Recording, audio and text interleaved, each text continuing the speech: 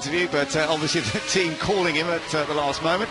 So let's see how the slick tyres are responding, as we've got Vettel now with his hard compound slick tyres as he goes through a Rouge. Lovely onboard shot there. Webber has, as I say, now gone 7th, 3.4 seconds off, and now we get a little bit of an indication as to what Vettel can do. Riding on board with him, talk us through this next stage, Alan. He's now braking deep into Les Combes. It's basically a right, left and then right, so you compromise this left a little bit to get maximum speed, and then a little kick of the rear of the car. The tyre's not quite up to temperature, rear tyres, and down into this long hairpin. It just seems to go on forever. You want to get on the throttle, but if you go on too early, the rear kicks out and you just lose too much time.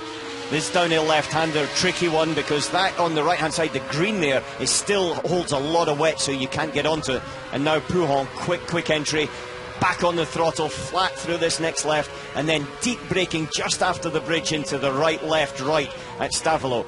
Now, here you've got two ways. You go in quick and you compromise the left, or you go in and compromise the right to get a clean exit out of here, and then into the one that's probably most important. Brake hard, accelerate, then through the flat-out right-hander all the way back to the bus stop. And look, he's 2/10 up at this moment.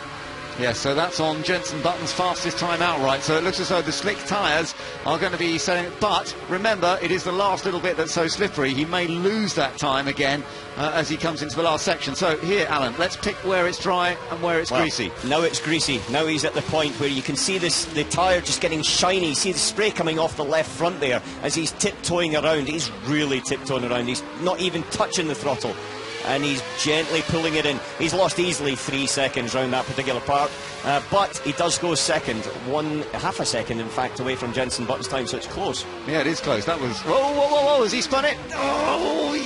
Well, does that count as a spin? Not quite. I think he just about held that. Well, he'll say no, but the engineers will say yes. It was handy that he did it in a hairpin, so it had to go 180 degrees anyway, but just shows you how slippery it is up at that section of the track. Oh, we talked earlier on about actually the tyres losing their grip in these damp sections, and that was exactly it. From the bus stop, he was tippy-toeing around. He goes to the outside, just gets there and slides wide. It's like driving in ice when you get to that point.